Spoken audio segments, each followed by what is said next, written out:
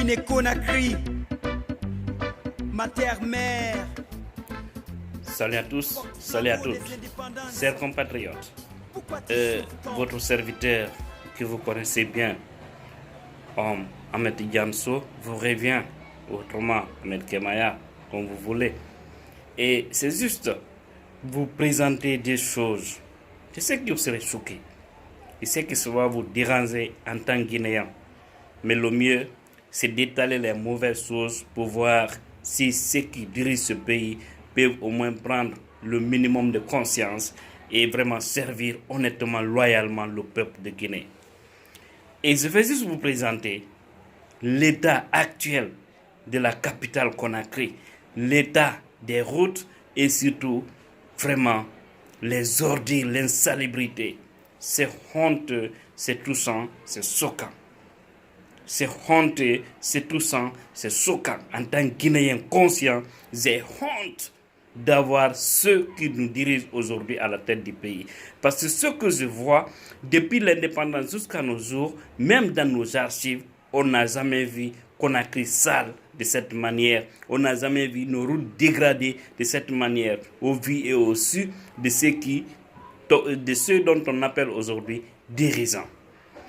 Avant de continuer, je vais vous laisser d'abord, en premier lieu, voir vraiment l'insalubrité. C'est comme si on a dit au président de la République d'enlever des ordures comme sacrifice pour les étaler un peu partout, pour peut-être le permettre de se maintenir au pouvoir. Tellement que ces gens-là s'en fichent de tout ça. La santé du peuple de Guinée ne les dit rien.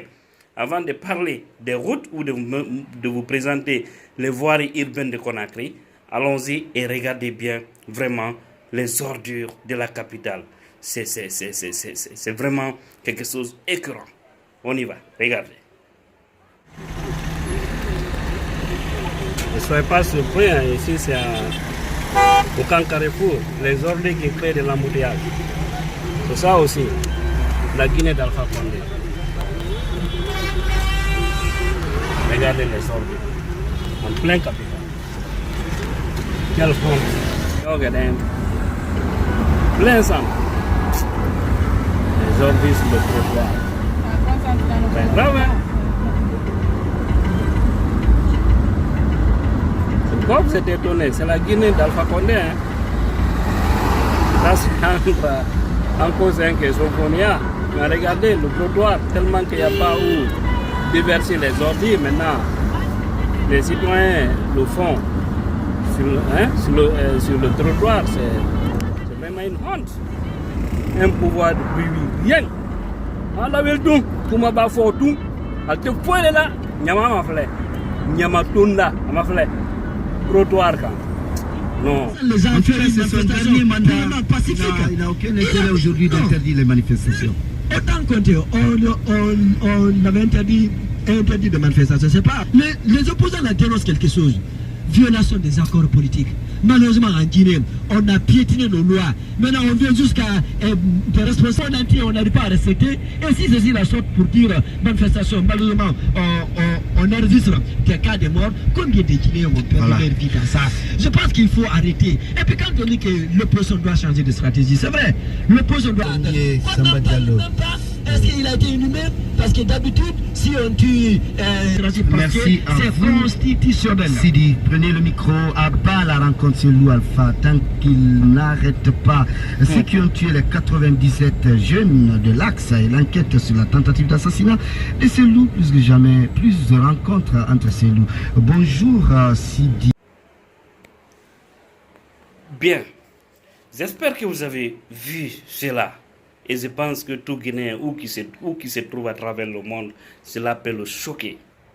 Mais ce n'est pas fini. Regardez encore s'il vous plaît l'état de nos routes, les voiries urbaines.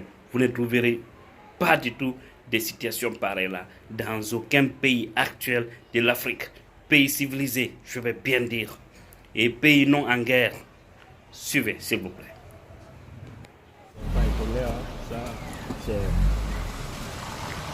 Si on appelle P8, c'est triste, la capitale, des routes comme ça, c'est 21e siècle. Faut sous mandat. Là, ça c'est à Bambé tout ça.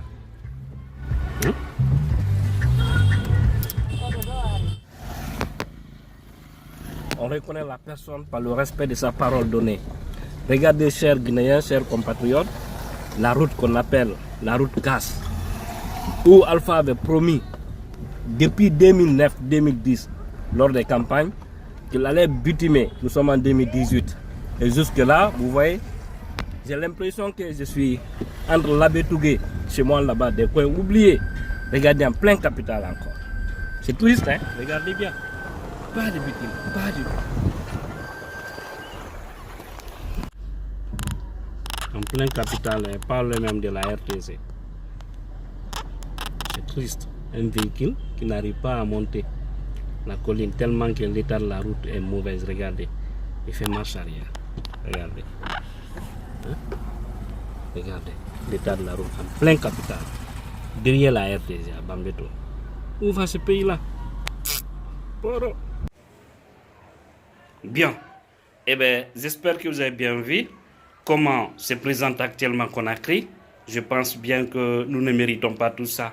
Mais qu'est-ce qui a causé tout ça? C'est parce que nous avons préféré des médiocres, des gens qui ne visent que leur intérêt personnel à la tête du pays au détriment des compétences qui sont là et qu'on ne cesse vraiment de les m'isoler, qu'on ne cesse vraiment de les saboter. Et pourtant, ce sont ces gens-là qui pourraient faire l'affaire de ce peuple-là.